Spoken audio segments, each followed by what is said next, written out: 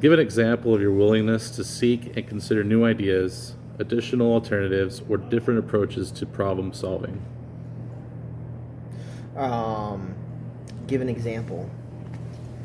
Problem solving. I mean, it's a semi weird question because problem solving is specifically always different, and you just have to understand that. Like you can't go about every single thing that happens the same way. That's right. Situational. Yeah, everything's situational. I mean, like you just, it's like I guess being, playing in sports and being in a kitchen, like things like that. Of like you have to make quick decisions sometimes. But there's strategic long-term decisions. So you have to, and I think I've been trained to kind of do both of those. My biggest thing behind all of that is I kind of touched on it earlier. Is like maybe I didn't, but as you get further and further into a business, and further into a professional career of any sort, I feel like there's two types of people. People that want to hire people that are just going to listen to them, right? Or there's people that, and I feel like I do a little bit of both, right? Is because you kind of need both. The other side is hiring people that are better at the job than you are, or better at what they do than you are, that you can bring into your fold. Right. Right? Yeah. I'm not here saying that I know how to do everything. I don't. I just know that if I can hire the right people, that I'll learn how to do some of those things, right? I'm not going to master it like someone might. Like I am, like a specific answer. My brother's a CPA for Morgan Stanley. The things that guy can do on Excel are wild, like scary. Like he's so good on Excel, and I'm just like, I feel so stupid when I look at some of his spreadsheets and the stuff that he can do. And he is not even that good when he says it. He's got a guy in his office, and he's like, I'll send my stuff to him, and he'll make magic happen. And I'm like, that's crazy.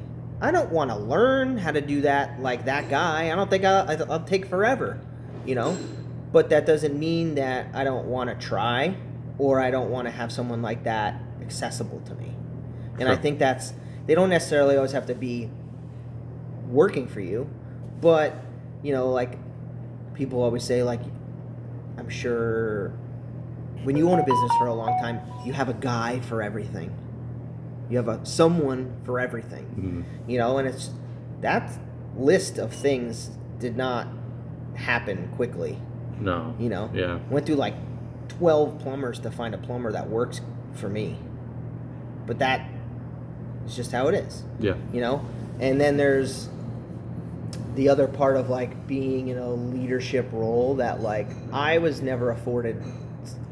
There were some things when I opened up my business that I was never afforded, meaning like the inside scoop of things like that. I was never handed a playbook. I had to figure it all out by myself. When I opened up my restaurant, I never even expedited. When I was at Brasserie, I was expedited at, so I knew how to expedite, like how it worked, but I didn't know how to expedite. I never did it. So it was like opening night, and I'm like, oh shit, this is gonna be weird. This is gonna be real fun tonight. And it was, it was like kind of weird. I had no idea, but I did because I've been expedited at so many times that I just knew what to do. But like there was no muscle memory there, and I figured it out. And my CDC or sous chef here, they've been afforded things that I was never. I expect them to be able to expedite with their eyes closed, not really, but they got to read stuff. But Well, yeah. if they don't know how to do that, they can't go and be a chef somewhere. They can't. And like, there's two types of people. There's passion workers, there's paycheck workers, and people are like they're two different people, and I don't think so. I think that there's some people that show up for a paycheck, and then there's some people that show up for a paycheck and for more stuff. Yeah. And, yeah, I mean, being an open book with a lot, I've had a bunch of people try to, they ask me a lot of questions. Who should I call here? I don't give a shit. I'll give them any number they want. I'm not hiding stuff from people. People that are like, oh, I'm not telling them, because it's like, what good is that doing? Yeah. What does it do? Like, what, I don't want them to use the same plumber that I have, or I want them to learn the hard way or waste a bunch of money? No, I wish someone gave me that, that info. And if I didn't, it doesn't mean I'm not going to, because those type of moments don't define who I am. It's not going to, just because I never got that benefit, that means I'm not going to afford it. No, that means you're a shitty person, if I have the ability to help someone get to things faster, I will. And I've had, there's a lot of people around here that call me for favors. I think that's a good sign. But it's always a yes. Yeah. It's always a yes. Do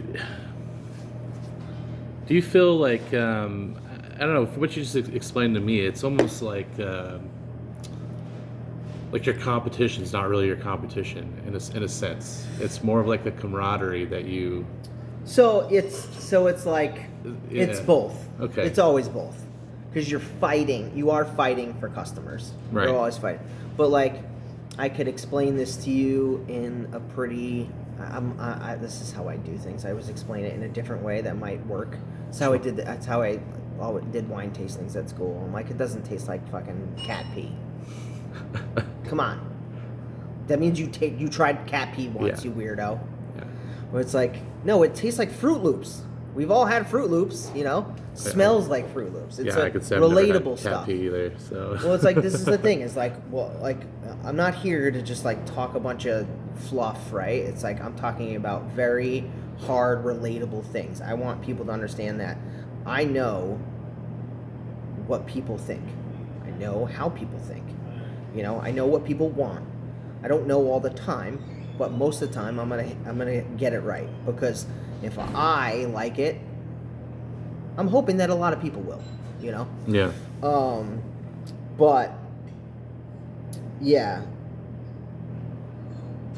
So the competition side of that is really, I always tell people in jobs, it's very weird, because some people will take a job. It's really hard to explain. It's not that hard to explain. I've done this 1,000 times, but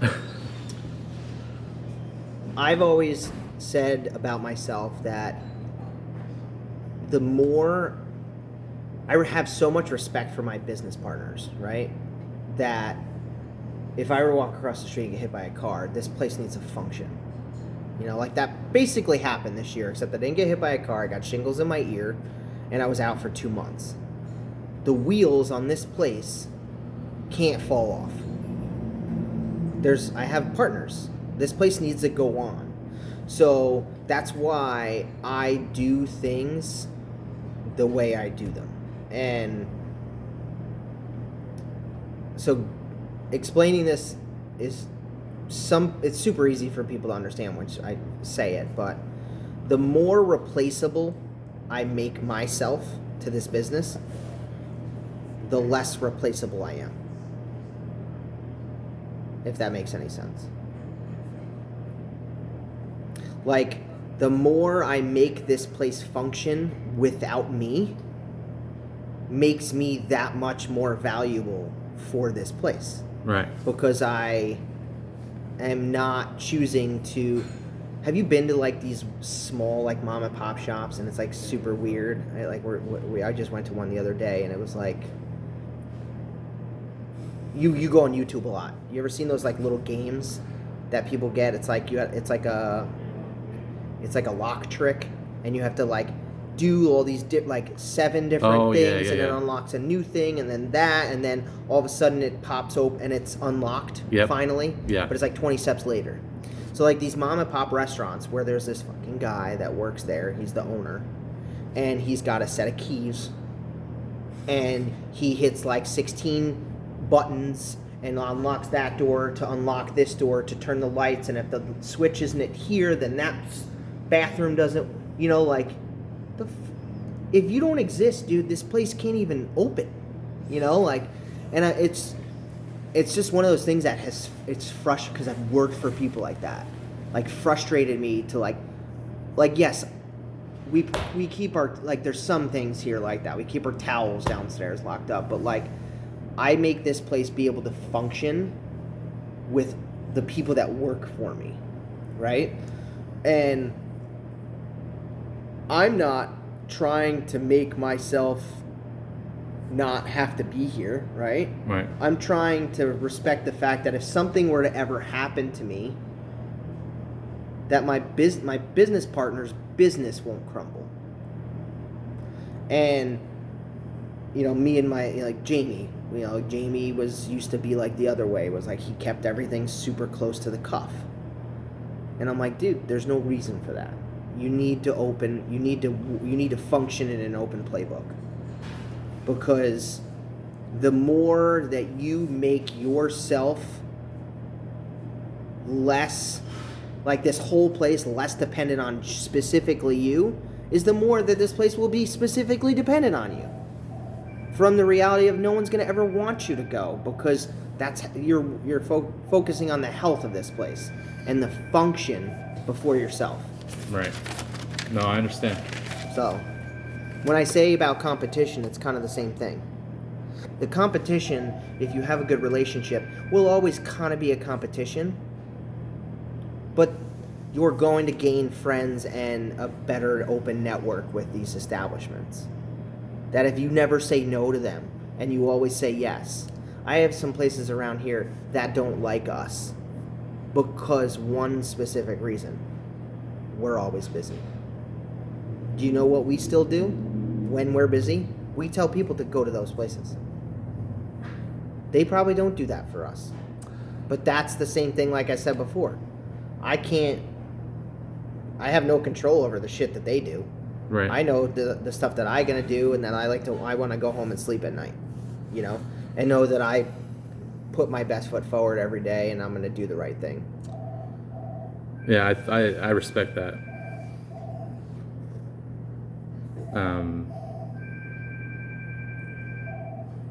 I never even considered that, like, as a chef, owner, operator, like, if you are busy, like, you're sending, if you're overstocked on customers, like, you're sending people out to... Yeah, people that talk shit about us. Yeah, I've never even heard of something like that before. Yeah, because when it comes down to it, it's like, what am I going to do? I still want a customer to go and get dinner or go have a good night. And that's amazing to me. So I think that's great. I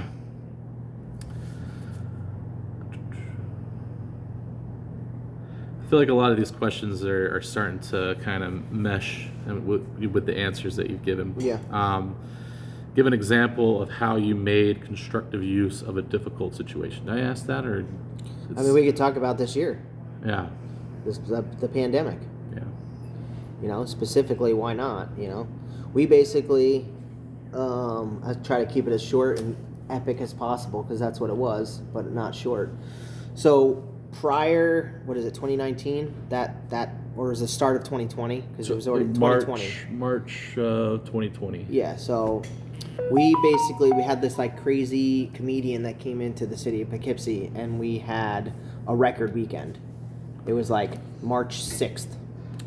That was right before. It was like he was a comedian, came to the Civic Center, and we had one of the busiest weekends we've ever had. Friday, Saturday, Sunday, lights out. Like, this place was packed to the brim. And when I say we beat covers, we beat everything, sale, everything we beat. And then the next week, I sent an email to all the staff, and we closed the restaurant. So that was fucked up. Because I was like, we just did a record-breaking, crazy, huge sales thing one day. And then 5 days later, I was sitting at home practically crying to myself because I was like, I don't have a business anymore. So we shut down for a month, and I was at the point of like kind of like terrified of what was going on in the world, of like seeing the things that were happening and being like, this is wild. Like I can't believe I'm living through this right now. To getting to the point where I'm like, should I just I need like I can't sit still. I can't sit still. I have to go do something. And for very specific personal reasons, I can't not have health insurance. So we have to pay for health insurance. And I'm trying to figure out how we're going to keep that going. Because our bills and our labor, we happen to have a setback. We had some mismanagement of our books that were happening about 2 months prior to when COVID hit. So we were in a pretty awful financial state, and then COVID happened. So it was like a double kick in the, where. We basically were selling beer in the parking lot with like double masks on, and it was like survival mode. It was like, we thank God for my girlfriend who works for the company, who's like technologically smarter than I am. We opened up a Square website, we got the swipers, we did all that, like the no touch things, because we're a restaurant. We're not built for that. Right. Like, dude, we're here for like dine-in stuff. We don't have like hands-free things, and we had to figure out, like, what are we doing? And there was like, you want to talk about no sleep. We're like no sleep, working on stuff, and then we basically were selling food out in the parking lot, beer out in the parking lot, trying to keep some of these guys working still, trying to keep, health insurance and phones on, and, like all that stuff. And then I was like, as soon as we can, I'm bringing the kitchen guys back. And we started working on this like pop-up program that we did for the whole pandemic. And we were written up pretty well about it. We had, it was a revolving door of like, we have to stay relevant, because people can't come in here, dine here, enjoy this experience. And I know for a fact that when I get takeout food, I'm not going to go and get the same shit every week. So for me, I was like, we have to do something new every week. And we did some fun stuff. There was, all the Chinese restaurants closed down. So we did a Chinese food pop-up, and we hit it right at that time. I had like 4 or 5 guys working in the kitchen, and we had like my GM and a server or 2, and we sold out in 15 minutes. Wow. We had death threats over them. People were like, legitimately, people were calling all day, and we basically were like, we opened the phones up at a certain time, and their phones are ringing off the hook. We can't pick them up fast enough. We had people sending us that they called 1,000 times the restaurant to try to get in. I had every single people there were like messaging staff, trying to order it. You wouldn't believe the amount of people. Like, I had like 90 text messages in a day, people trying to call me to place a back, and I'm like, you want to talk about going from super high, right, of that guy, the comedian, to going down low, then to trying to open your business up, and then just people were like abusive, like verbally abusive, calling like 18-year-old girls on the phone like the C word because we sold out. People knocking on. It was rough. It was a rough time. But I also knew that like everyone in the world was going through the same thing. And I can't, we took a step back, and we were like, we're getting this violent response out of some people that can't get it because they need a little shine right now. And if I could have done more, I would have. And we like, it was like I think we did it Wednesday or we did it Tuesday, Wednesday. I think we did it Monday, Tuesday, Wednesday, and then Thursday it was gonna be like the last day. And then I said, you know what? I'm not gonna let these like few maniacs ruin it for everyone else. And we did like 3 times the amount of food that we needed for that Friday, and then we were just, and then we moved on to the next pop-up. And we stayed so busy with just a few people in, kept the paychecks going, and the minute I was able to bring people back, we were bringing them back. And to me, if you ask anyone about COVID and what happened with Millhouse, I'm gonna tell you right now, like I want like there'll be a plaque on the door. So there'll be a plaque hanging up somewhere for all that shit that went down one day. But Should we make it turned happen that. soon. We turned that really bad situation, specifically for us, into something where we could just focus on what we do good. What we do good, and just try to, like, that was the thing. It was like, people just want to go out and get some food, and it was like, we get that there was that huge stress behind it for a lot of people. I mean, but no one cares about our stress, so we're in a thankless job. Yeah. But that's not what we do it. But I mean, to have the insight to think that way about your customers and potential customers during a difficult time. Yeah, and a lot of places don't have the bandwidth that we have to get stuff done. You know, like a lot of places, some places just don't have that. They just had to lay people off and just be like, "We'll see ya." I mean, there's restaurants that like just opened up 4 months ago, that they're still in a pandemic. I mean, we have been in a pandemic for a while now. If the way this place functions. Oh yeah, it's about as far as operating during it and then continually to do it and staying on top of our shit and making sure we're doing our cleanings and staff being smart about stuff and check with the CDC. Gotta check this New York. Yeah, mandates. I mean, dude, I'm gonna tell you right now, the past 2 years of running a business has been a fucking nightmare, like a nightmare. I'm sure, but you probably But it's an been understatement the that best you learned thing. and growed. Oh yeah. I don't ever want to redo it. Yeah. But I'm, dude, there's a guy, what is it, Steven Ranella? He's like Steven Ranella, meat eater. He's got a cookbook. He's a hunter that has a really cool cookbook called Meat Eater. I'll have to look him up. Yeah, it's really cool. He's got like hunting and fishing, whatever. And he always says, and I think it's like one of the best things you'll hear, is like, you go to like Six Flags and you go on a roller coaster, like, what do you like? Are you talking about that like 10 years, 15 years down the road? No. Like things that are quick fun, like things that are actually fun in the moment, usually are not worth. Right? Like they're not the things that, like it's always the worst, it's always the hardest stuff that you go through that ends up being that thing that you're like, that you never forget. And you can tell stories about it for the rest of your life. Yeah. So it's like, he always said, it's like, just embrace the suck, man. Just embrace the suck. Because usually the suckier it is, the more memorable it's going to be. Yeah. And that's just life. And, and it's not always sucky, but it's like, just the harder it's going to be. Because the more that you got to dig deep and you got to like put into it and think that you didn't know if you could, and you end up being able to push through it, that's the stuff that's worth doing. I think with this interview and talking with you, I think you're a silver linings type of person. Mm-hmm. Like you always find the silver linings no matter what the situation is. Well, I feel like that's what kitchen people are like, because no one would go and put themselves through what goes on in a kitchen and wake up the next day and do it again if they weren't like that. No, enough said about that. Yeah, I agree.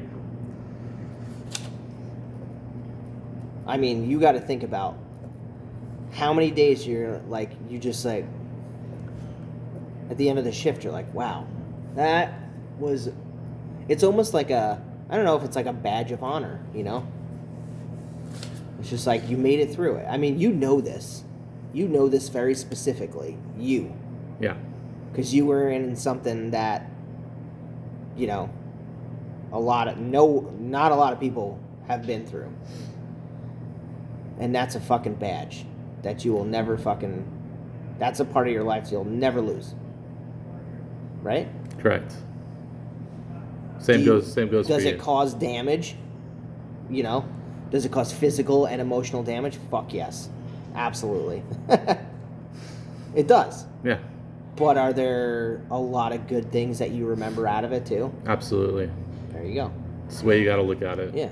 You were the perfect type of person to also work in a restaurant and in a kitchen or in a food truck or whatever you're going to do. You know what I mean? Appreciate that. because that's a type of thing that you've been through, and you know that like the juice isn't worth the squeeze. The juice is worth the juice. That, you know, like the squeeze is just something that has to get done. That's right. I like that. I'm gonna use that. So, yeah, I mean, no one would do this forever. No one would do this for any period of time if they were not a silver linings type of person. Because why the fuck would you wake up in the morning? It's like anything you're passionate about. Why the fuck would you put yourself through that shit day in and day out and day in and day out? Because when it comes down to it, I can take it. You can take it. There's, like you said, a passion and a love for it. Yeah. So I always just tell people, they're like, how long you been doing this? I'm like, don't worry about how long I've been doing it. All the scars are on the inside. They're not on the outside. They're all on the inside. But I have one more question for you. yeah. Give an example of when you had to commit to a goal and how you had to achieve that goal. When I had to commit to a goal.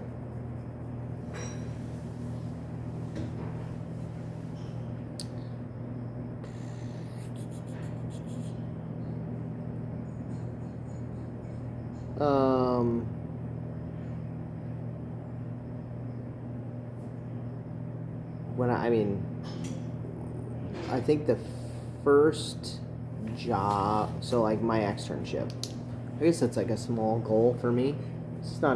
It's a big one, but it was a risky moment in my life. And I think that was something that I wanted to do. So I was in culinary school like everyone else. I had like it was like one of the first classes, intro to gastronomy. I did some research. It was like research a chef from now and research a chef from then that kind of had a lining, whatever.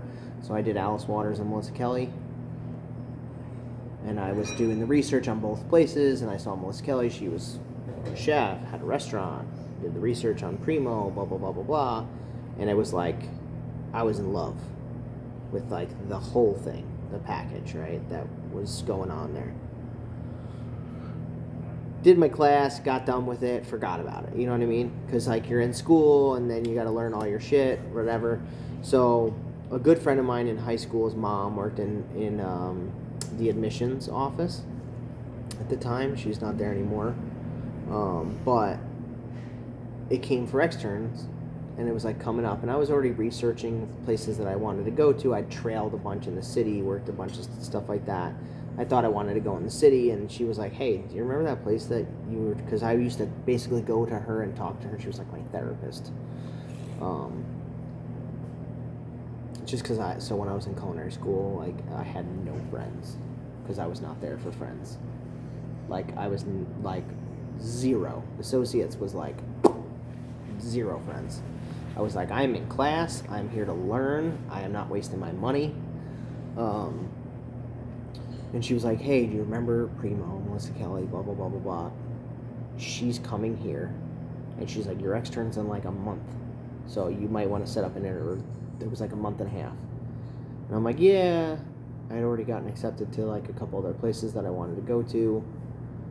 And she's like, you need to go there. She told me this.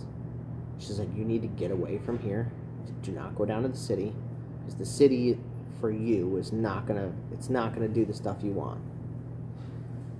She said, look how much work you did in when you researched the place. She's like, I'll set up the interview for you. So she set up the interview. And like pretty much anyone, like you'll know, I ended up having an interview and then had a good interview, I thought. But I didn't have a lot to bring to the table because I just, I'd worked for a couple years. I had 3 years of cooking experience, but I was short order cooking. And then I was at one nice restaurant, but I worked garde-manger. So I had really no hotline experience. And, MK, Melissa Kelly, ended up she was like, listen, if this is something that you want to do, then I'll hold a spot for you in the interview. And I'm like, okay, great. And then ghosted me. Dropped off the radar for 3, I was down to 3 weeks, no contact. And I'm like, fuck. I'm like, I don't know what to do. So I had already had 2 other places accept my externship. And I'm like, one of the chefs is calling me and he's like, Danny, you got to make a decision. And I got to the point where I was like, if I keep putting off these 2, when I tell you these 2 places, one of them was doing me a favor by emailing me. Like, they could have just been, they should have said, screw you, you know? But it was different then because classes were every 3 weeks, so there wasn't that many externs. They didn't have all the other, they only had the CIA in California, and it was like just kind of happening. So there wasn't that much stuff going on with CIA. It was a lot smaller then still. And it was in like, I don't know when the actual moment happened, but I was like, if I'm putting these 2 places on hold right now because I'm waiting to hear back from this person, obviously I want to go here. Yeah. And I literally told both, like, I was like 2 weeks from going on an externship, didn't even have a secured extern site, and told them no. I had no extern site basically lined up. And then I had to write her one of those emails that you never really want to do that says, I have now put myself in a really bad position because that's how much I want to work for you. And she ended up calling me the next day. Thank God. So, That was a hell of when an I email. say that was a goal, it was a huge goal for me because it was something that sometime when we're talking about this, is like sometimes you have to know when you're going to keep balls in the air, and sometimes you have to know when to throw them all into one thing. And sometimes you don't get it right, and sometimes you nail it perfect. You know, none of that. Like, this is the thing, is like you could go and do everything right when you open a restaurant, but like 95% of restaurants fail in the first year.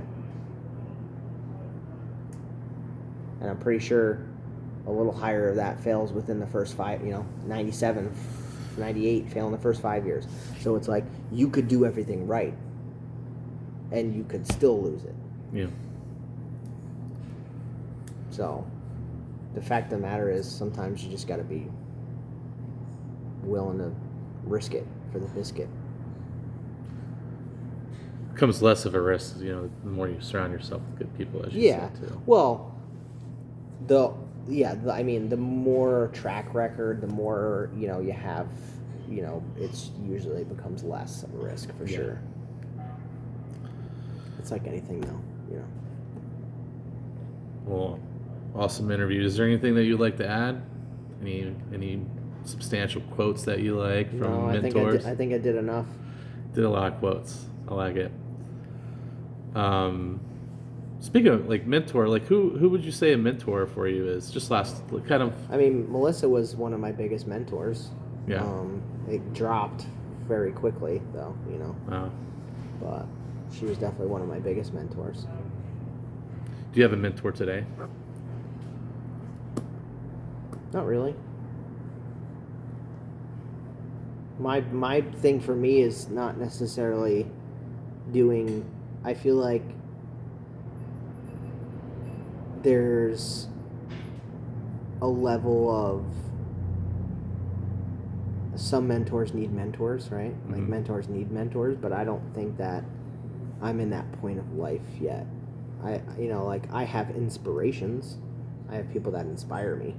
Okay. But I don't have like a person that's fostering stuff for me. Gotcha. Other than my significant other.